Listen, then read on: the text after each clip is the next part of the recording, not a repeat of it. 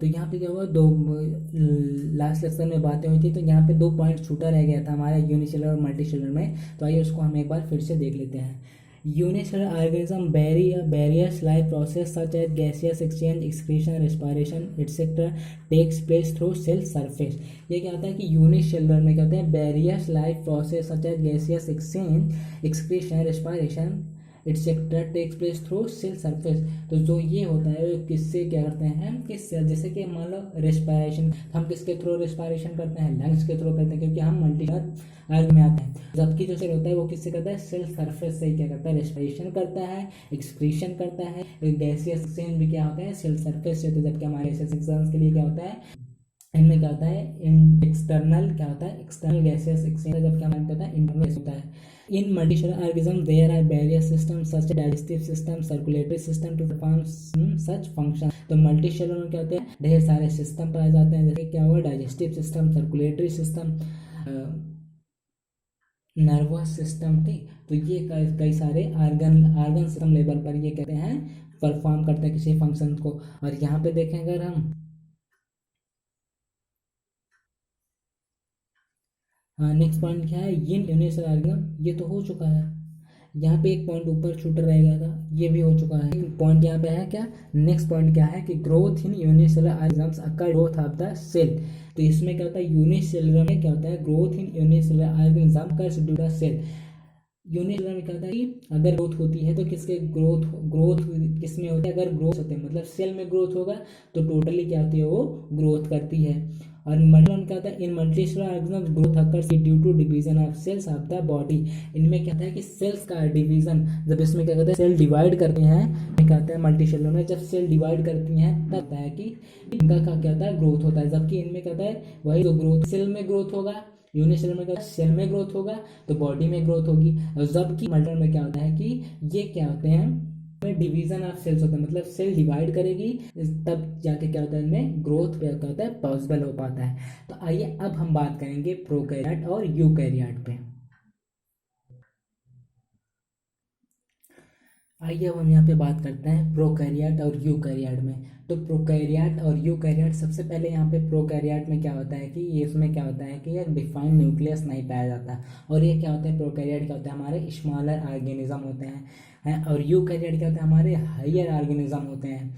और इनमें क्या होता है कि जो न्यूक्लियर होता है वो क्या होता है, वेल डेवलप्ड होता है।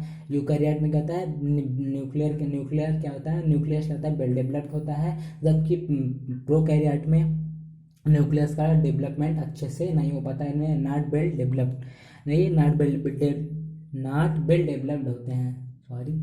प्रोकैरियोट्स क्या होते हैं, नॉट वेल डेवलप्ड होते हैं। तो आइए बात करते हैं यहाँ पे हम, ये पॉइंट टू पॉइंट यहाँ पे प्रोकैरियोट्स और यूकैरियोट्स में डिफरेंस देखते हैं। तो दोस्तों आइए स्टार्ट करते हैं हम एक बेहतरीन लेक्चर आज का।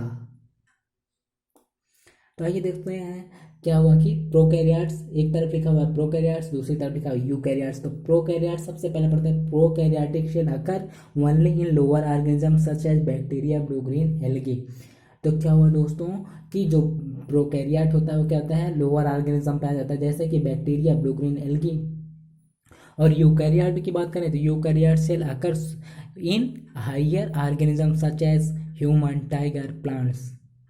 ठीक, तो क्या होता है, यूकैरियोट क्या होता है, हायर ऑर्गेनिज्म होता है।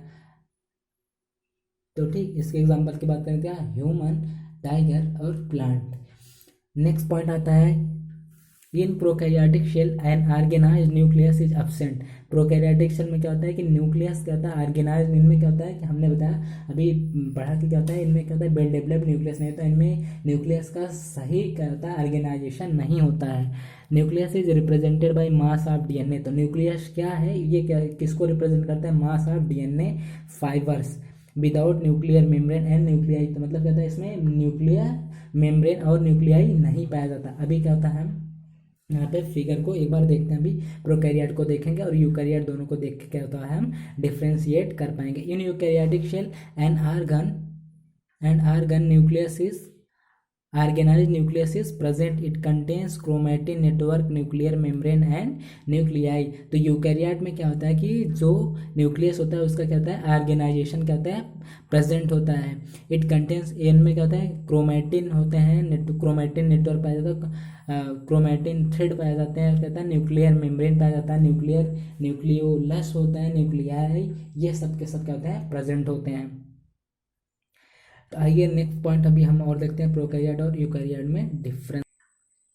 तो आइए नेक्स्ट पॉइंट हम देखते हैं क्या, कि in prokaryotic cell DNA is naked, in prokaryotic cell DNA is naked, that is it lacks protein association.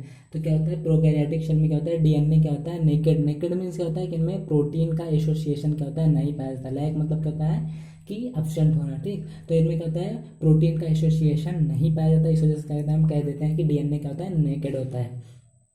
और नेक्स्ट पॉइंट यूकैरियोट की बात करें तो क्या होता है, in eukaryotic cell DNA is associated with basic histone protein to form chromosome. तो क्या होता है, यूकैरियोटिक सेल में डीएनए क्या होता है, एसोसिएटेड होता है विद बेसिक हिस्टोन प्रोटीन, जिससे क्या होता है, जो कि क्या फॉर्म का क्या बनाता है, क्रोमोसोम बनाता है। तो क्या हुआ कि प्रोकैरियोट में नेकेड डीएनए होता है, जिसकी वजह से कहता है कि प्रोटीन एसोसिएशन नहीं होता, इनका कहता है एब्सेंट होता है। In eukaryotic cell DNA is associated, तो डीएनए क्या होता है, एसोसिएटेड होता है विद बेसिक हिस्टोन प्रोटीन। एक क्या कहता है, बेसिक मतलब बेसिकली एक हिस्टोन प्रोटीन पाया जाता है जो कि किसका फॉर्मेशन करता है, क्रोमोसोम का।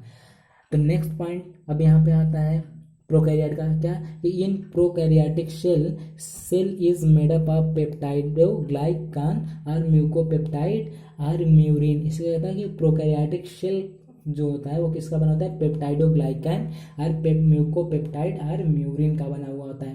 The mucopeptide is made up of amino sugars and amino acids. तो म्यूकोपेप्टाइड किसका बना होता है, एमिनो शुगर से या तो फिर एमिनो एसिड से बना हुआ होता है। अब नेक्स्ट पॉइंट इस पे देखते हैं तो क्या, in eukaryotic cell wall mainly composed of cellulose, amino sugars and amino acids are absent. तो यूकैरियोटिक सेल में क्या होता है, सेल वॉल मेनली क्या होता है, कंपोज ऑफ किसका होता है, सेलुलोज, और कहता है एमिनो शुगर्स का and amino acids are absent. इन लोग क्या होता है, इनका कहता है ये एब्सेंट पाया जाता है किसमें, यूकैरियोटिक सेल में। नेक्स्ट पॉइंट देखें क्या, कि all membrane bound structure such as chloroplast, ये कहता है कि इसमें क्या होता है, क्लोरोप्लास्ट पाया जाता है, कहता है सेल मतलब कहता है न्यूक्लियस होता है, न्यूक्लियस के साइड साइड में क्या होता है कि क्लोरोप्लास्ट, जो ऑर्गेनेल्स होते हैं वो क्या होता है, न्यूक्लियस के जो साइड में पाए जाने वाले ऑर्गेनेल्स होते हैं वे कहते हैं प्रोकैरियोट में एब्सेंट होते हैं, जबकि यूकैरियोट में क्या होते हैं, प्रेजेंट होते हैं। तो ये ऑर्गेनेल कौन कौन से होते हैं, chloroplast, mitochondria, endoplasmic reticulum, Golgi bodies, lysosomes, ये कहते हैं प्रोकैरियोट में एब्सेंट होते हैं, जबकि यूकैरियोट में क्या होते हैं, प्रेजेंट होते हैं। तो ये इस पॉइंट में लिखा गया हुआ है। तो एक बार हम इस वाले पॉइंट को भी पढ़ लेते हैं, यूकैरियोट वाले पॉइंट को भी पढ़ते हैं। क्या, all membrane bound structure such as chloroplast, lysosomes, Golgi bodies, endoplasmic reticulum are present in eukaryotic cell. तो यूकैरियोटिक सेल में क्या होता है, सेल न्यूक्लियस के जो साइड साइड में ऑर्गेनेल्स पाया जाता है, जिससे क्या होता है, जैसे कि Golgi body, mitochondria, chloroplast, lysosomes, endoplasmic reticulum. Endoplasmic reticulum क्या होता है, दो तरह का होता है, कौन सा, रफ एंडोप्लाज्मिक रेटिकुलम, एक स्मूथ एंडोप्लाज्मिक रेटिकुलम। तो स्मूथ एंडोप्लाज्मिक रेटिकुलम पे क्या होता है, रफ एंडोप्लाज्मिक रेटिकुलम मतलब क्या होता है, उसके सरफेस पे राइबोसोम का प्रेजेंट होना क्या कहता है, रफ सरफेस को इंडिकेट करता है। तो यहाँ पे अगर हम बात करें कि अभी तक हमने क्या क्या देखा है, यहाँ पे एक बार रिकैप करते हैं प्रोकैरियोट यूकैरियोट में। तो प्रोकैरियोट क्या होता है कि स्मॉलर ऑर्गेनिज्म में पाया जाता है, जबकि ये कहता है यूकैरियोट कहता है हायर ऑर्गेनिज्म पाया जाता है। जो प्रोकैरियोट होते हैं उनमें न्यूक्लियस क्या होता है, न्यूक्लियस कहता है वेल डेवलप्ड नहीं होता है, जबकि यूकैरियोट में क्या होता है, वेल डेवलप्ड होता है। इनमें क्या होता है, क्रोमैटिन नेटवर्क पाए जाते हैं, न्यूक्लियर मेम्ब्रेन, न्यूक्लियर क्या होता है, प्रेजेंट होता है किसमें, यूकैरियोट में, जबकि प्रोकैरियोट में ये एब्सेंट होते हैं। न्यूक्लियाई, न्यूक्लियोलस, न्यूक्लियर इन्वेलप, ये कहता है न्यूक्लियर मेम्ब्रेन, ये कहता है एब्सेंट होते हैं। और जो प्रोकैरियोट में डीएनए होता है वो नेकेड होता है, इसका मतलब कहता है कि प्रोटीन का एसोसिएशन बिल्कुल नहीं पाया जाता, एब्सेंट होता है। और कहता है यूकैरियोटिक सेल में डीएनए क्या होता है, बेसिकली जो हिस्टोन होता है, उसमें हिस्टोन प्रोटीन होती है, वो किसका फॉर्मेशन करता है, क्रोमोसोम का। नेक्स्ट पॉइंट में क्या होता है कि प्रोकैरियोटिक सेल में क्या होती है, जो सेल्स होते हैं किसकी बने होते हैं, पेप्टाइडोग्लाइकन, म्यूकोपेप्टाइड और म्यूरिन का बना होता है। ये म्यूकोपेप्टाइड किसका बना होता है, एमिनो एसिड्स या एमिनो शुगर्स का बना होता है। यूकैरियोटिक सेल में क्या होता है, ये बेसिकली किससे बने हुए होते हैं, जो सेल्स होते हैं किससे बने होते हैं, compose of cellulose, amino sugars and amino acids are absent. Amino acid ये क्या होता है, एब्सेंट होता है इनमें। और नेक्स्ट पॉइंट की बात करें हम, तो चौथा कि क्या होता है कि इसमें न्यूक्लियस के जो साइड ऑर्गेनेल्स पाए जाते हैं वो प्रोकैरियोट में एब्सेंट होते हैं, यूकैरियोट में प्रेजेंट होते हैं। वो ऑर्गेनेल्स कौन कौन से हैं, जैसे कि mitochondria, Golgi body, lysosome, endoplasmic reticulum, Golgi bodies, ये सब क्या होते हैं, प्रोकैरियोट में एब्सेंट होते हैं, यूकैरियोट में प्रेजेंट होते हैं। तो आइए हम फिगर को यहाँ पे देखते हैं एक बार, प्रोकैरियोट और यूकैरियोट को दोनों को एक बार।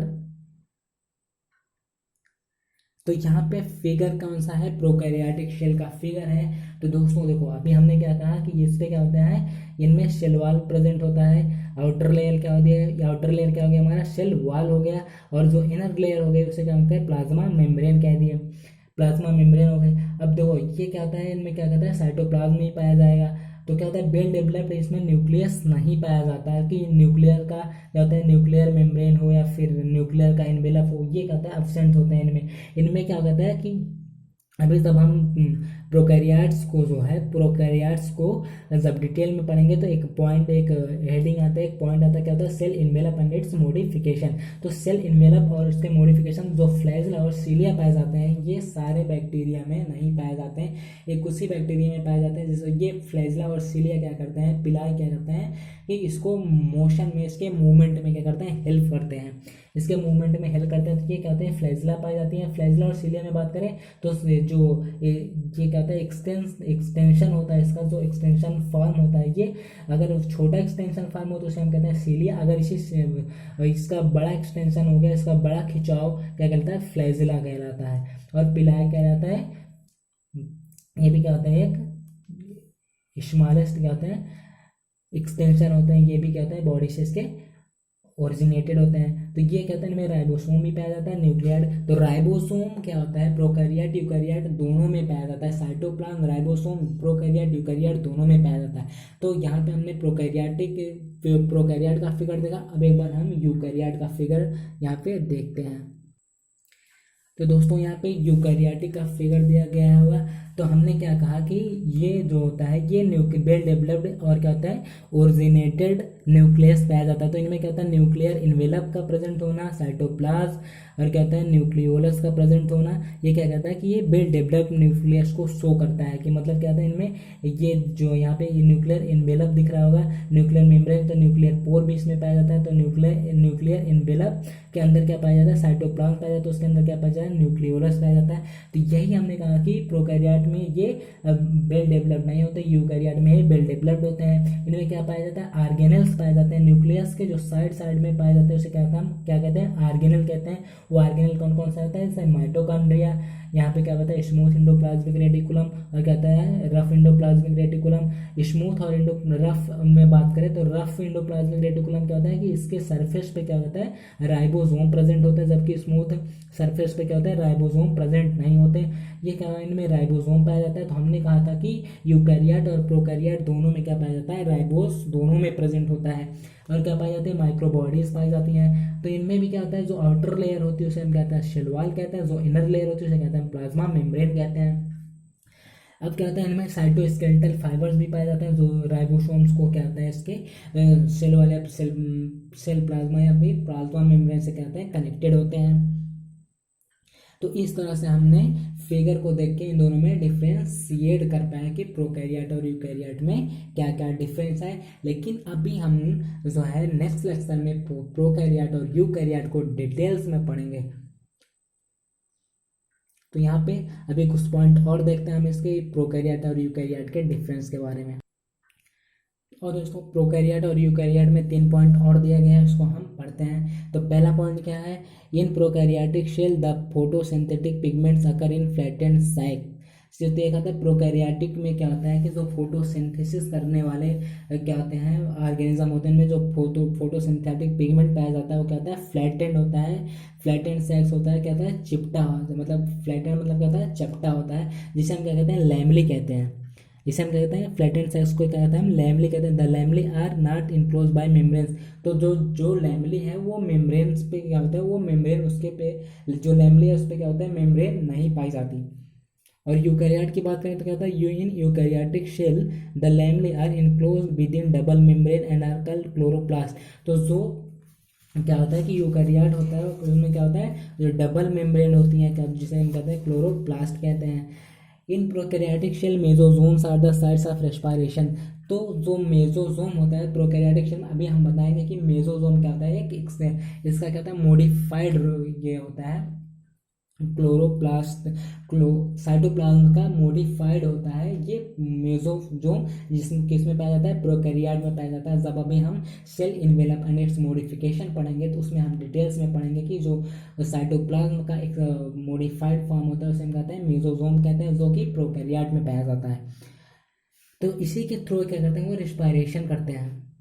The in eukaryotic cell mitochondria are the site of respiration. तो यूकैरियोटिक शेल में क्या होता है रेस्पिरेशन का साइट क्या होता है माइटोकॉन्ड्रिया होता है। माइटोकॉन्ड्रिया को हम power house of the cell भी कहते हैं, क्योंकि ये क्या करता है power house of the cell क्यों करते हैं, क्योंकि ये उसको एनर्जी प्रोवाइड करता है। रेस्पिरेशन करके क्या करता है एनर्जी प्रोवाइड करता है, इसलिए हम उसको कहते हैं power house of the cell कहते हैं। In eukaryotic cell the cyclosis movement of protoplasm is not observe. तो प्रोकैरियोट में क्या होता है जो साइक्लोसिस का मूवमेंट होता है वो प्रोटोप्लाज्म का जो साइक्लोसिस मूवमेंट होता है उसे हम ऑब्जर्व नहीं कर पाते, उसे हम देख नहीं सकते, उसको हम फील नहीं कर सकते। और जबकि in eukaryote cell the cyclosis movement is observe. जबकि यूकैरियोट में हम वो जो प्रोटोप्लाज्म का साइक्लोसिस मूवमेंट होता है उसे हम कहते हैं ऑब्जर्व कर सकते हैं, मीन्स कि देख सकते हैं या फिर उसे हम फील कर सकते हैं। तो दोस्तों इस तरह से हमने आज के लेक्चर में ये क्या पढ़ा प्रोकैरियोटिक और यूकैरियोटिक के डिफरेंस के बारे में। तो नेक्स्ट लेक्चर में हम क्या करेंगे कि प्रोकैरियोट को डिटेल में पढ़ेंगे, फिर उसके नेक्स्ट लेक्चर में क्या करेंगे यूकैरियोट्स को डिटेल्स में पढ़ेंगे। तो इस तरह से क्या होता है कि हमारा क्या होगा ये चैप्टर बाइंड होगा। तो दोस्तों आपके लिए इतनी मेहनत और हम थोड़ा सा वीडियो बनाते हैं जो थोड़ा सा कभी टेक्निकल इशू की वजह से या फिर उसकी वजह से जो थोड़ा सा बहुत वो आ जाता है, तो आप उसे थोड़ा सा इग्नोर करिएगा और इसे ज़्यादा से ज़्यादा शेयर करिएगा अपने दोस्तों में भी, और आप भी शेयर करें सब्सक्राइब करें और इसे ज़्यादा से ज़्यादा वॉच करें, जिससे कि हम लाइव आ सकें और आपके साथ में डिस्कशन कर सकें, आपकी प्रॉब्लम्स को भी हम डिस्कस कर सकें। Thank you guys.